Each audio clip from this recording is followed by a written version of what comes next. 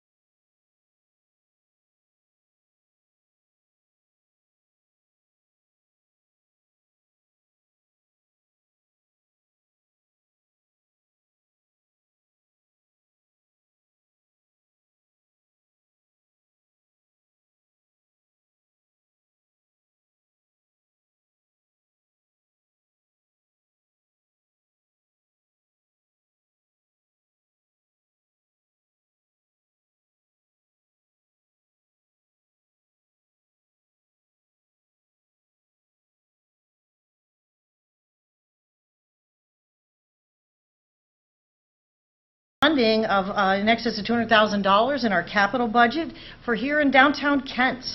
The capital budget provides appropriations for state agency infrastructure needs. Historically, capital budgets have included a portion dedicated to local community projects that have benefited at an excess to the state. So, because this is such a community where people like to be outside and to be connected, the segment of the Portage Bike and Hike Trail through the city of Kent, and this development is located on the west side of the Cuyahoga River from Stowe Street to Mayo Street in downtown Kent, and project's components include a fully accessible 10-foot wide bike and hike trail, boardwalk, lighting access point to the Cuyahoga River, and upon completion of the project, this segment will improve accessibility to the Portage Bike and Hike Trail. And the objective of the completed trail is to provide opportunity for everyone to enjoy nature and the views of the river. And this will be open 365 days per year. I would like to thank the City Manager, Jim Bowling, and City Manager Dave Ruler for their assistance through the proposal process. Thank you so much for working alongside of us. And Jim, on a very cold day, was kind enough to take me on a tour of the proposed area so we could see what that would all look like, because none of these projects come to fruition without the help of these local partnerships, and we're very, very fortunate to have such capable cohorts here in Kent. So thank you all for that. Now, moving on to some legislative matters. In the state legislature, we always are working on things and have things in mind for this community, and I have been a very strong voice for mental health, drug addiction, and recovery. As a practicing psychologist and someone who has been a college professor for a number of years, I have been an extremely loud and vocal voice for mental health, addiction, and recovery for the state.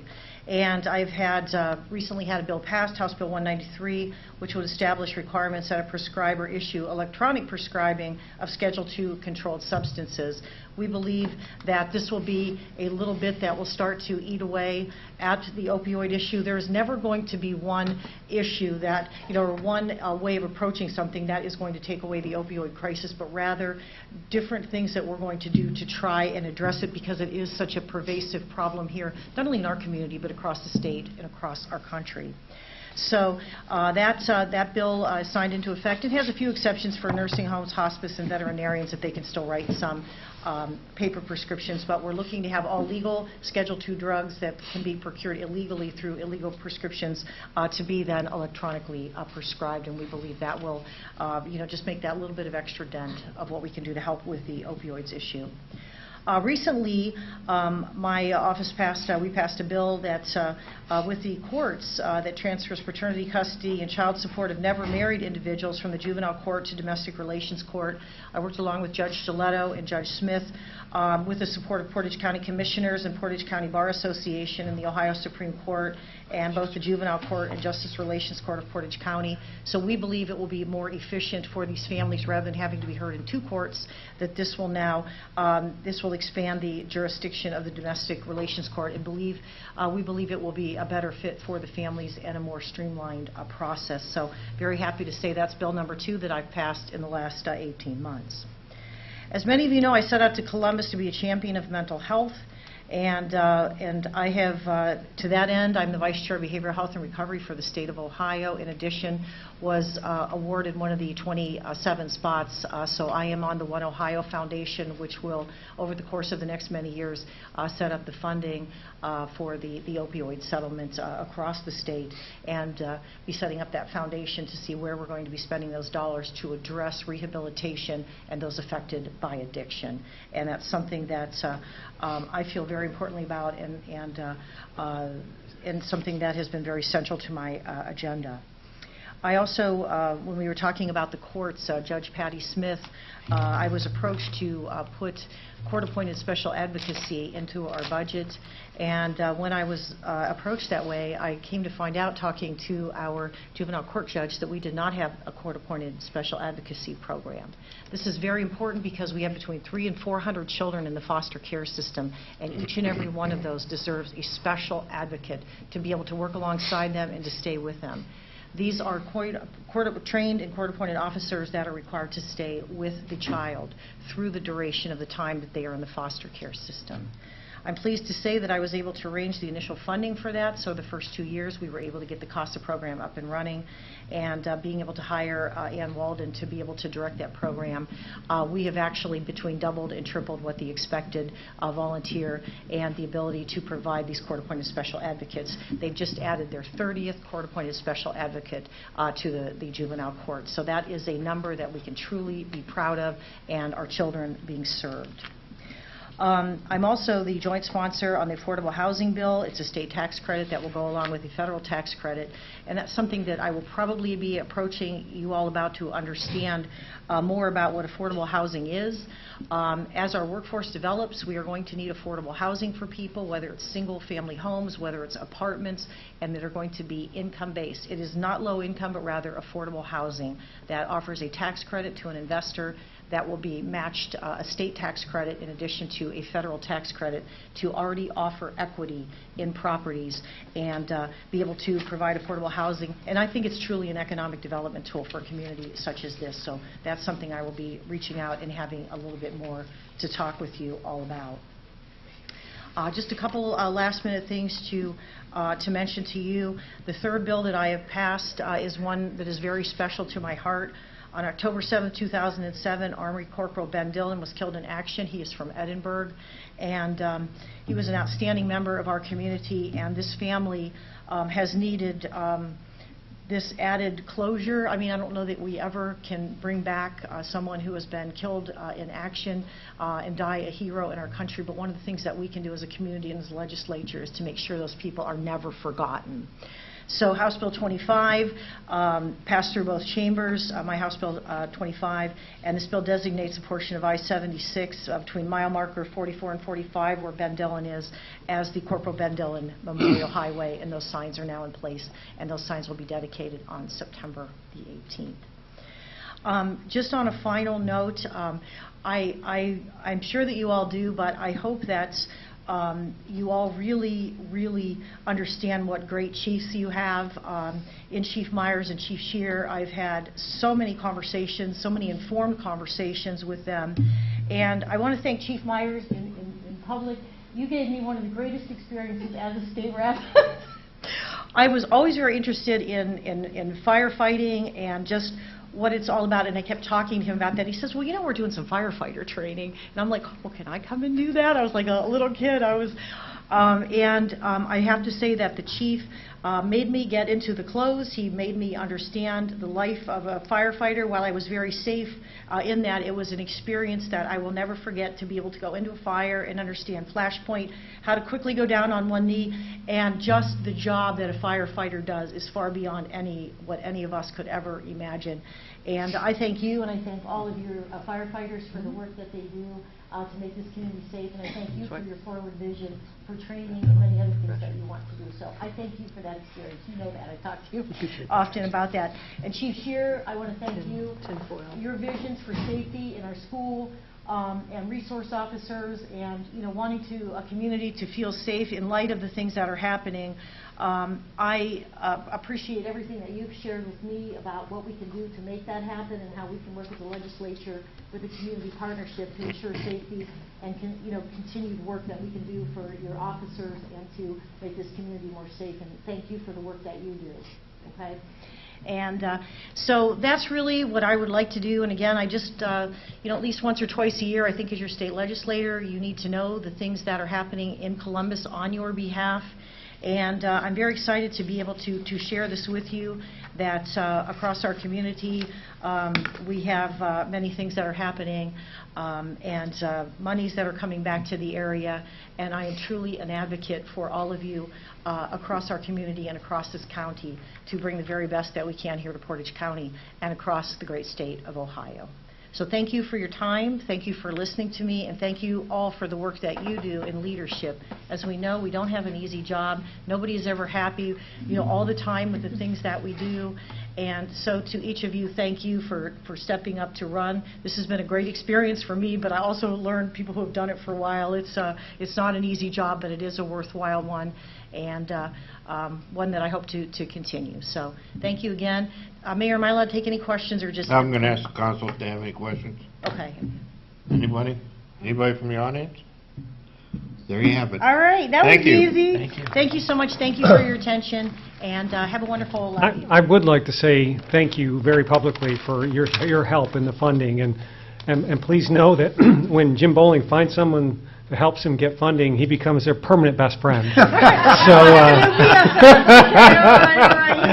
So you'll see lots of Jim now, so thank you. He was very nice and very helpful. We have to laugh, and again, I won't take, but it was the most cold and rainy day that we decided to go down and do this, but by golly, I said, we're going to go down, and he was so excited to see this project and to see what was happening, so we did, and we had a great conversation and follow-up, so thank you. Oh, Heidi, you got a question now? I have a comment. I said I would just really like to explore that concept of affordable housing with you in the city of Kent. So, maybe we can talk about that sometime. I would with appreciate that, Bridget. and again, let me, say that this is a whole different concept because it's not a government-funded program. Gotcha. It is an entrepreneurial matchup. I understand that. And it has a whole different connotation, and as an economic development tool, I think we would be remiss as this community to not look into that with the housing with the kids, the students and everything, so thank you for that. And the Amy would know, or the mayor knows how to reach out to my office, and I'm sure you do as well, so thank you. All right. Okay, thank you. All right, second on the agenda is the second draft of Civil Engagement Coordinator position. Mr. Roller? Thank you, Mayor. So in your packet, I tried to capture the comments that we heard, both from you all on council and a couple members of the audience. I will say, I don't think Suzanne's here tonight, but she kind of gave me the, Dave, this looks fine, but you've way overdone it. There's way more to this than we would normally do in our job descriptions. And I said, well, because we had a lot of things that people want in this position. And she's like, well, that's fine. But she did remind me, she was like, this is not a contract. Just because it's not all-inclusive, it's not exclusive. It's meant to be primarily to help with recruitment and matching skill sets to people with the type of job that we're offering. Now, that's not to say we can't list those things in there, but she did kind of give me that. Next time, leave it to the HR manager. But anyways, I think as I said, I think I've captured the various comments. I try to do a distinction between, I think Roger made the point about primary duties versus secondary duties, and I like that language. Since I had so much in that list, I at least try to give it some sort of triage of what I thought would be kind of the principal job duties. And again, I would add that Suzanne was very quick to point out, probably the best person will be once they're here to really get a lay of the land, and they'll be able to help prioritize as much as any, me sitting in a room or you all kind of listening as best you can. This is a good start, but she was careful to say, usually the person in the position after a year or so really has a much better sense. So this is, my point is, that doesn't mean these are the permanent priorities. It's just kind of meant to be a starting point. And we softened the language about preferred education. I think Renee brought that up. And we also changed, originally it was bachelor's degree, and we kind of included the associate's degree in there. Look, we want to cast as wide a net as possible, and I mean, the days of being picky with the labor market seem to be long gone, so I would say, if you know anybody you think would be good as we move forward with this, this will be included, assuming we get this all bundled up, it'll be included in the budget for January, so that's probably when it would sort of kick off. But certainly, be thinking of people that you might know that might be a good fit, so yeah, I guess I would take questions or comments. Questions from council? Heidi? I don't have a question. I just want to say that I think you did a really great job, and yeah, we can imagine all we want, but it will be dependent upon who applies and whether we believe that individual will be able to really develop the job. Because that's kind of, we do want somebody who's somewhat entrepreneurial in that they're not just going to be told, here's what the job is, now do it. So, thank you. Roger? Yeah, Dave, I just wanted to make sure I understand, I think I heard you say this, but as a person comes on board in the job, that we're going to revisit these then based on what their experiences are as they move forward? Yeah, Might I be would some say, things we forgot. yeah, but sure.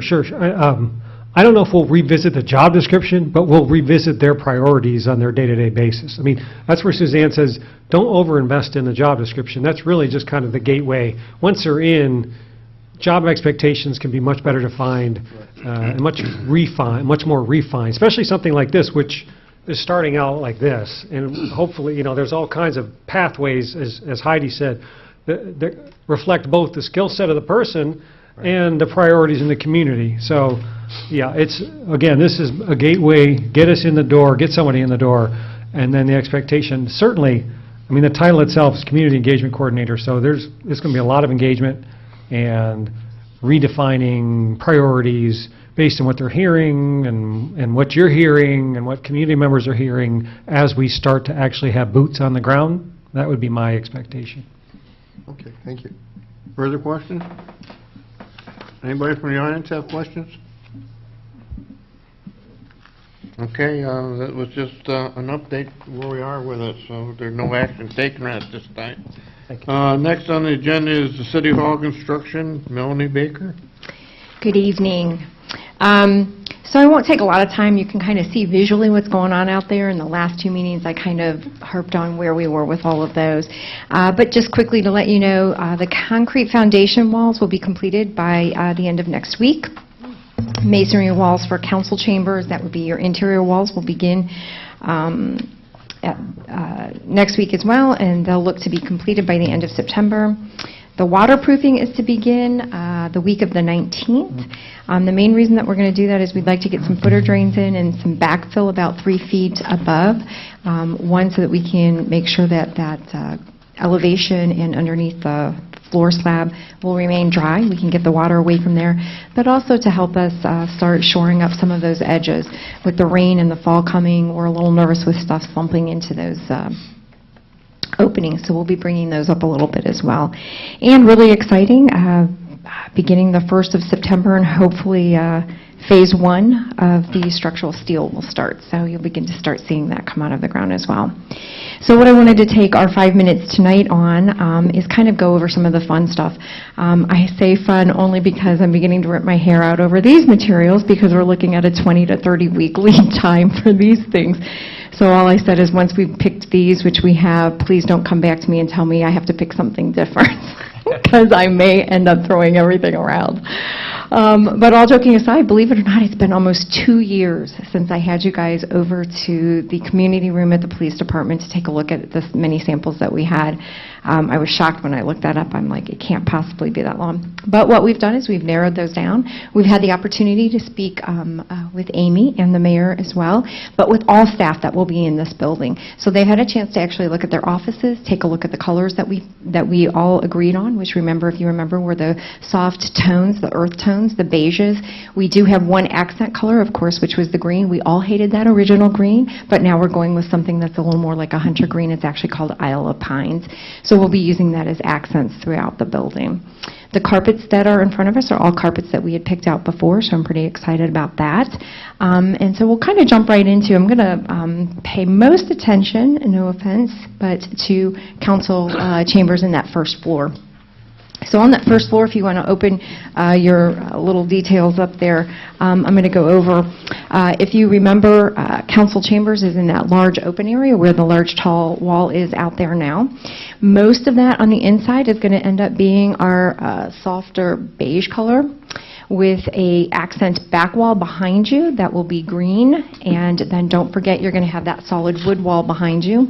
If you flip 2 pages up, you'll actually be able to see, and I'll flip to that real quick, what the beginning is going to look like inside that council chambers. So again, you'll be able to see that large wall behind you. It's a 2-story structure on either side, the large opening of the windows, and the colors are beginning to come together. On the floor, on the carpet, you're going to have a nice little design, intricate, if you look back on that first page, with these 2 types of carpets right here. They're going to be angled, pointing towards the dais, obviously showing the importance of council that's up there. But the nice part about it, too, is that it fans back out, showing inclusivity and including everybody, and they're welcoming into this room. So I'm pretty excited with how that layout came. Because of the height of the structure, we will have acoustical tiles on there. They'll begin to blend into the wall, and those are what you can see here on this board here. Again, we've tried to do our best so that they hide. We don't want them to become focal points on the wall. On all of the drawings there, up above, you'll see on either side of the large city logo are 2 TV screens, so the audience will clearly be able to see what's being presented. As well then, if you flip up one more page, on the elevation there, you'll see under the tall window up there at the top, again, another TV that all of council should be able to see on either side, so you won't have to turn your chairs or do anything of that nature while you're being able to do that. I'd like to have a large shout out to Nick tonight, who is here. He had no idea I was going to do that. I'm very excited.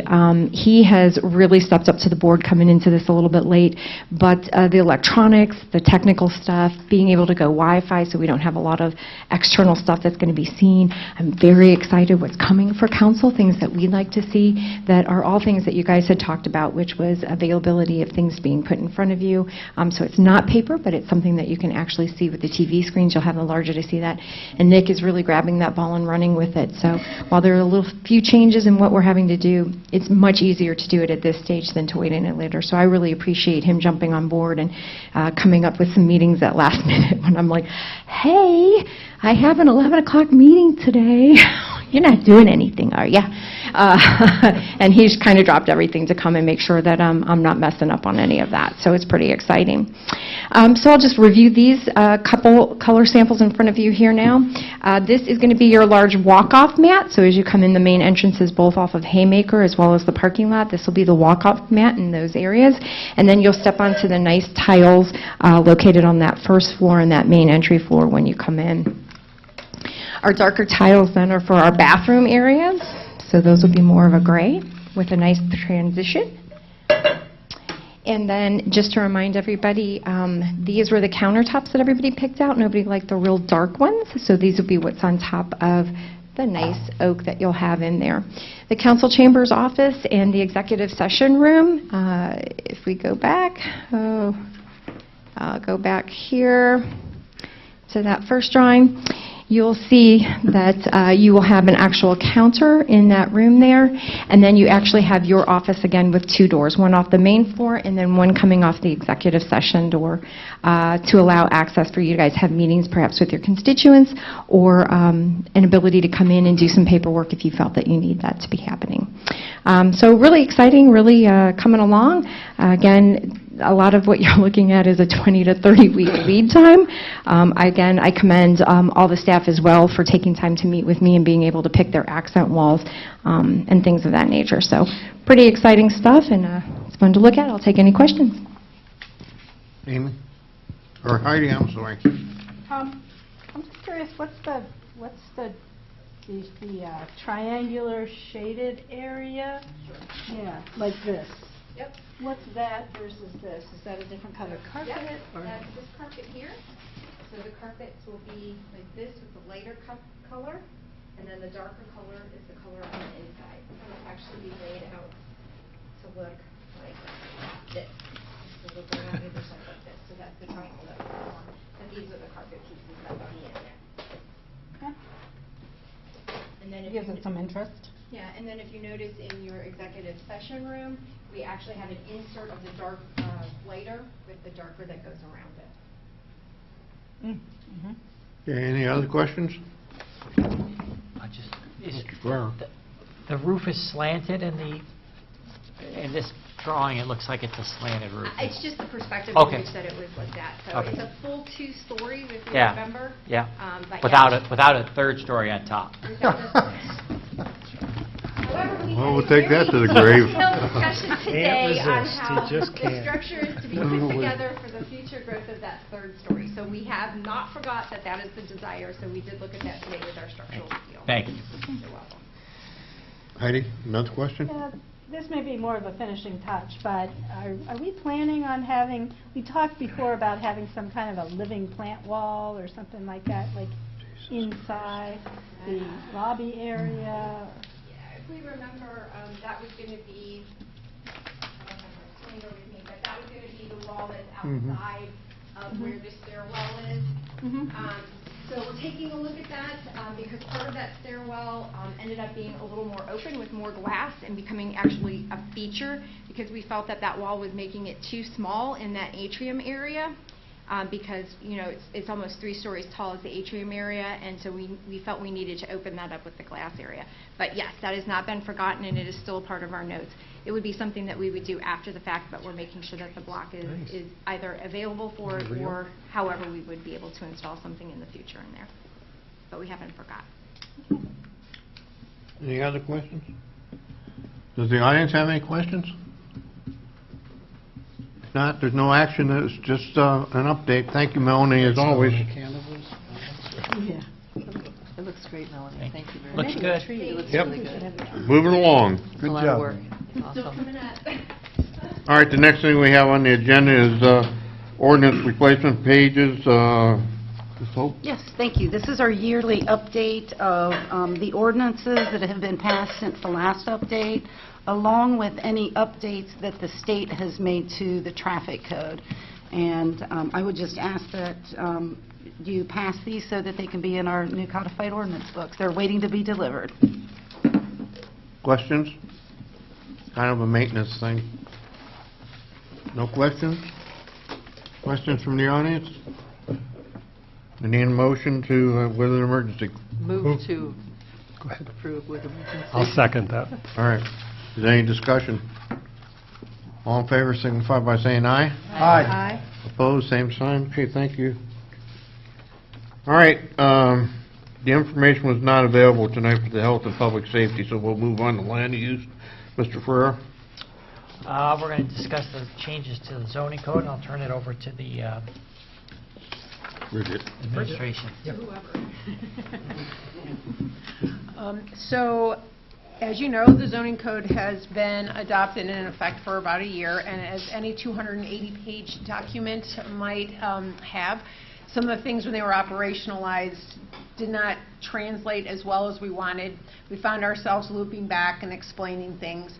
And then in other areas, there were just some inconsistencies that we wanted to clean up.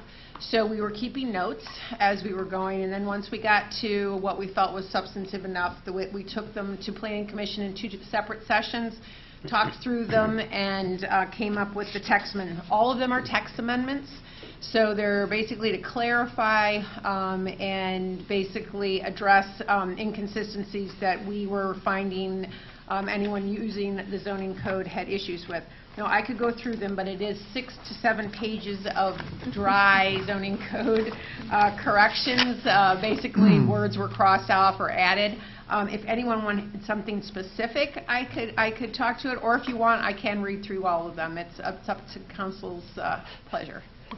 I think we'll pass on having you read through them. So exciting. That's why I wanted Clearly to give you the accessible if anybody wants that. I but- wanted to give you that option. Yeah. It Well, really thank is you just for that, tightening but- things up. It really is just cleaning things up. And there's also some Scrivener's errors that we found that don't need actual planning commission or council approval that will also be addressing font size changes, missing commas, things like that. So. Any questions from council? Any from the audience? You need an approval of anything, or? Yes, I need approval to adopt the amendments as recommended by Planning Commission with emergency. Move to approve. Second. Motion made by Mr. Rosenberg, seconded by Ms. Schaefer-Bish. All those in favor of the motion signify by saying aye. Aye. Those opposed? Motion passes. Thank Thank you. Thanks, Bridget. Okay, moving to the streets and sidewalks and utilities, Mr. Sidoti. Yes, we have Mr. Bowling coming up to speak to us about the North Manaway Street Improvements Agreement. Yeah, this falls in one of those categories, sort of like earlier. Be careful when you invite your city manager to the meeting.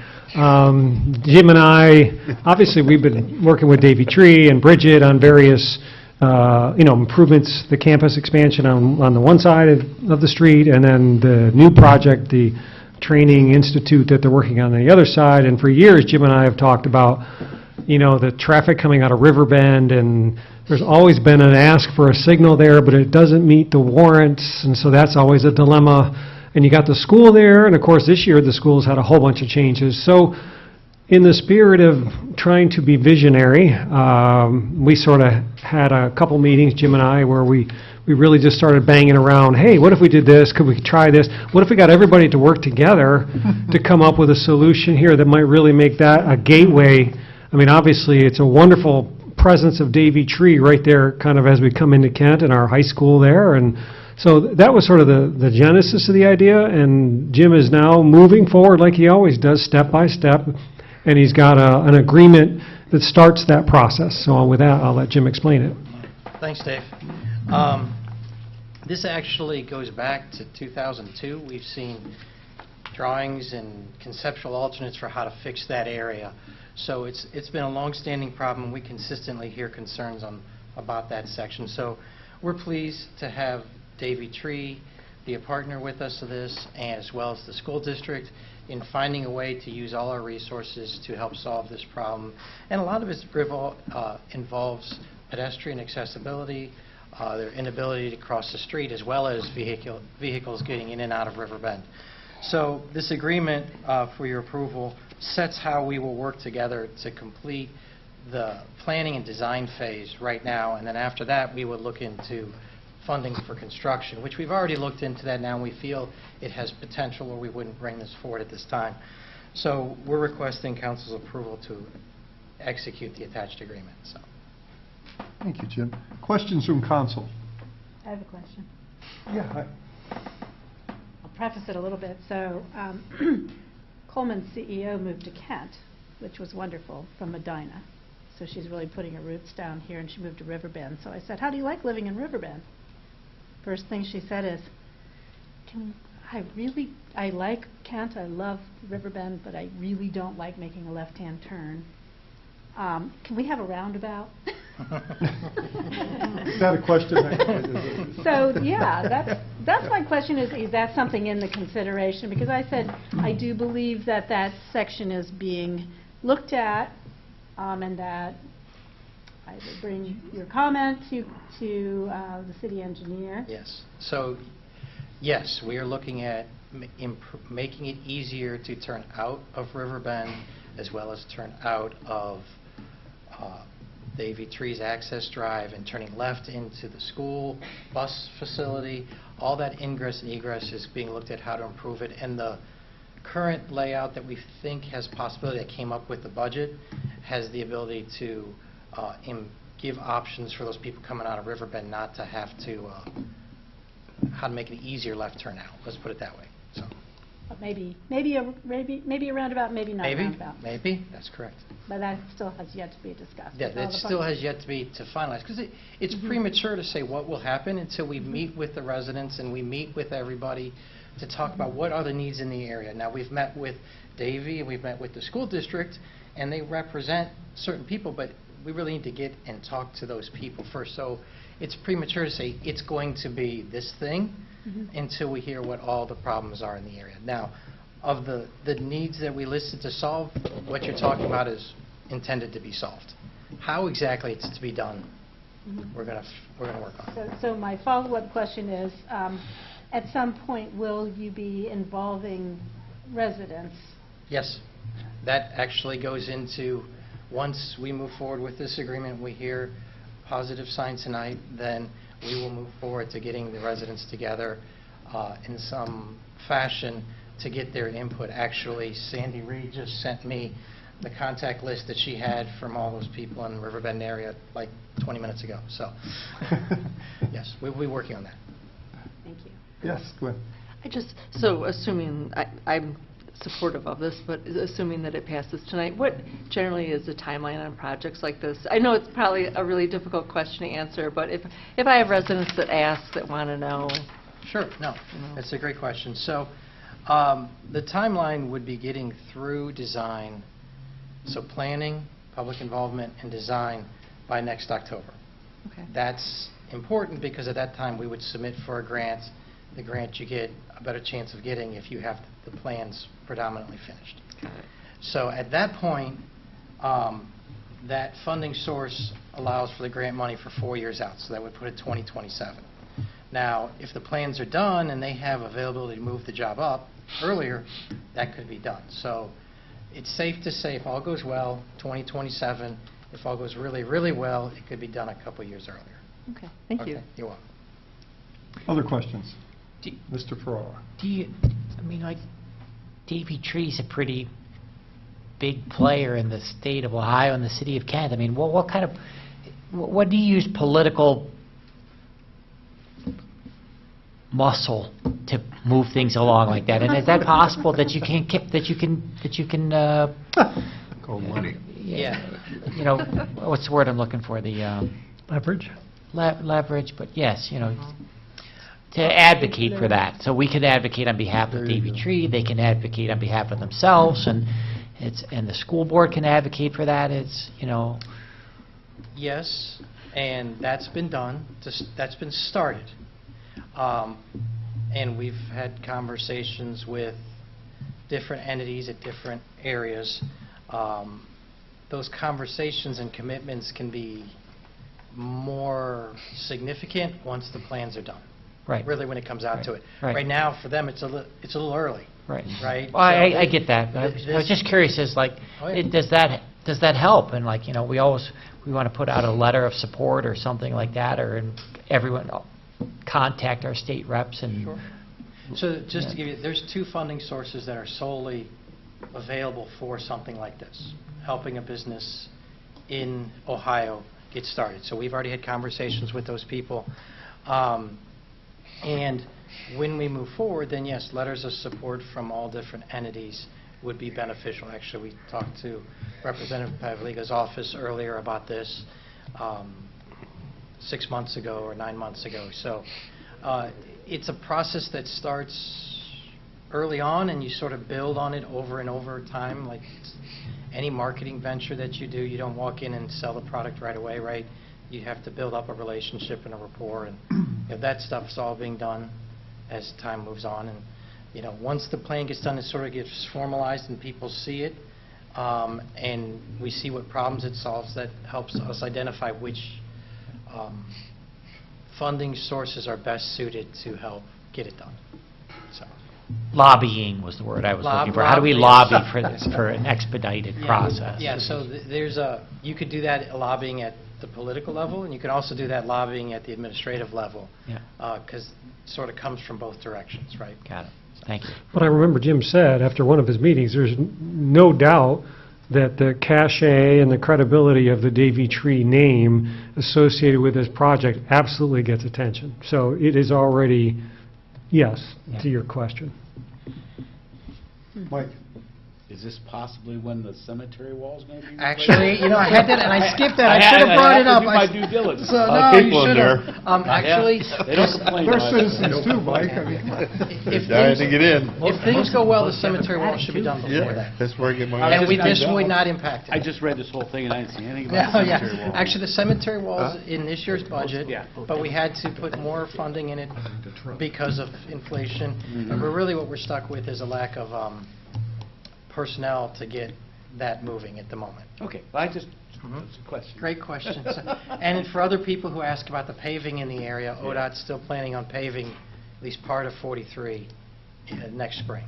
So if this moves forward, we would need to talk to them about holding back on that, because we'd hate to put down new pavement, then come back a few years later and tear it all up again. So. I think we would hate it, but the residents and people that use the street wouldn't mind it one bit. Probably. Okay, Mr. Chairman, Jim, do you want to mention, I know it's slightly a tangent, but not completely, the Safe to Schools that AMATS is helping us with. It sort of relates to this project, getting people, you know, working on a plan that'll help each of the communities under the AMATS umbrella look at their community and how to get kids safe to school, and that kind of plays into some of the work that potentially between Riverbend and the high school. Actually, there's two safety-related plans moving forward right now. The first that Dave's talking about is with the new infrastructure bill, they came up with a program called Safe Roads for All, and it's competes at the national level, like the RAISE program that we submitted for. And to be eligible for it, you have to complete a safety plan, okay, for the region. And AMAT stepped up at the last policy meeting, and they're going to perform the safety plan for our region. So once they have that done, then every September we'd be able to submit for a Safe Roads for All grant at the federal level.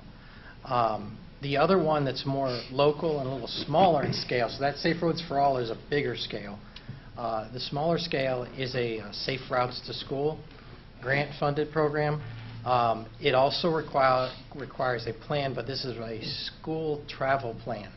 And it would be done with the school district and parents in the school and stuff like that.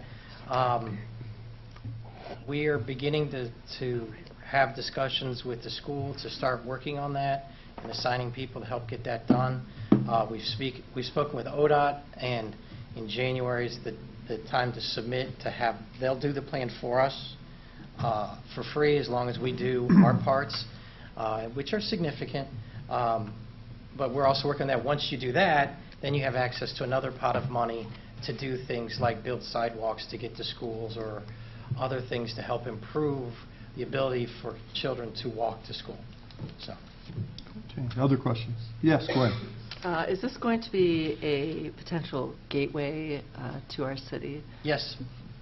Yes. Arches and lions and so forth? Asking for a friend.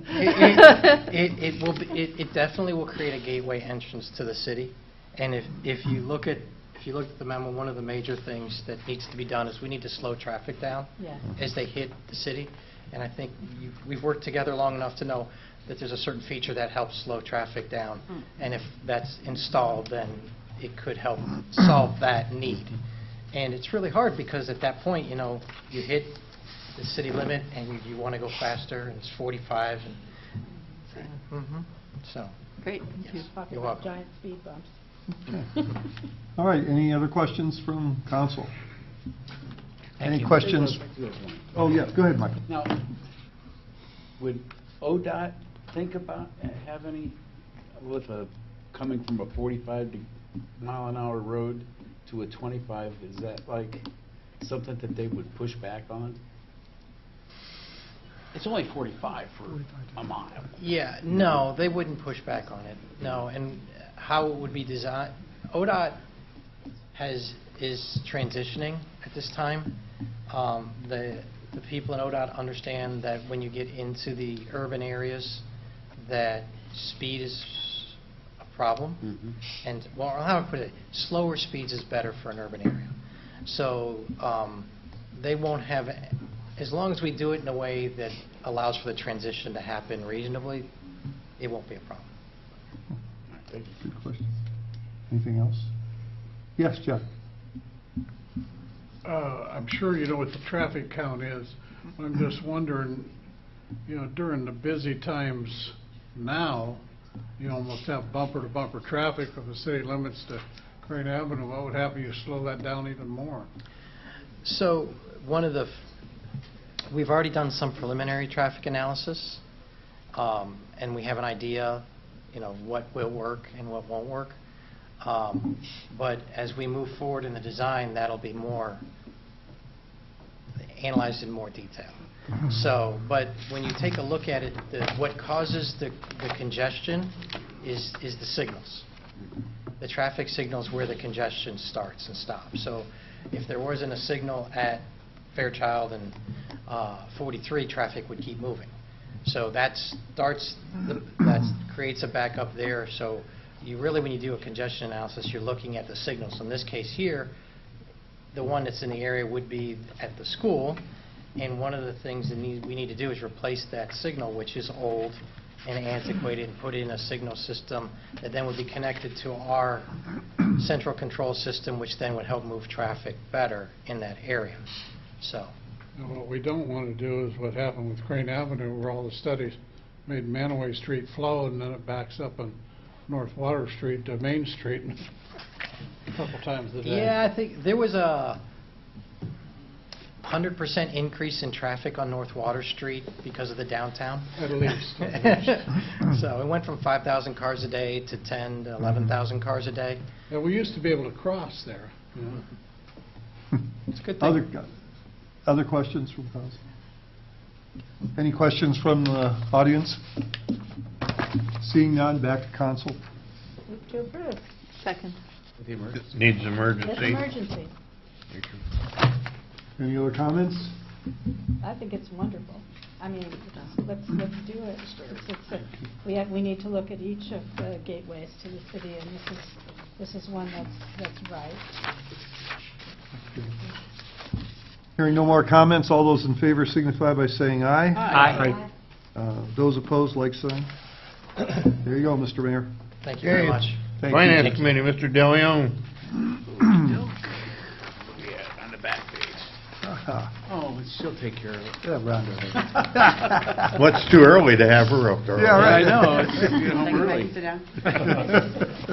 Tax rates to the county, right? Moving along. So every year, we have to get our amounts and rates certified to Portage County, basically what they give us. We have to certify them through you as council, and then we have to submit that ordinance to them by October 1st.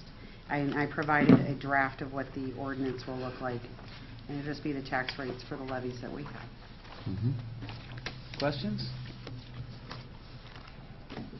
Seeing none, anybody in the audience? Back to council. Move to authorize with emergency. Second. Discussion? All those in favor? Aye. Aye. Passes. Opposed? No. Utility billing software. Yes, this is an unusual item. We have this in next year's capital cap plan, and we are requesting that we move it to this year because we had received 3 quotes. We've been trying to, so Dave Coffey was talking about changing the utility billing software before I even got here, and he said it would be nice to just wait and let the next person do it, so here I am. That's So coffee. we did see from utility billing included, and we all saw what the 3 systems could provide us. And the one that would be connected with our accounting system currently, we decided to take that off the table because they are no longer accepting new clients, so we're not sure what the life of our accounting system currently is going to be. So we're looking at something that we could maybe go to for future accounting softwares as well.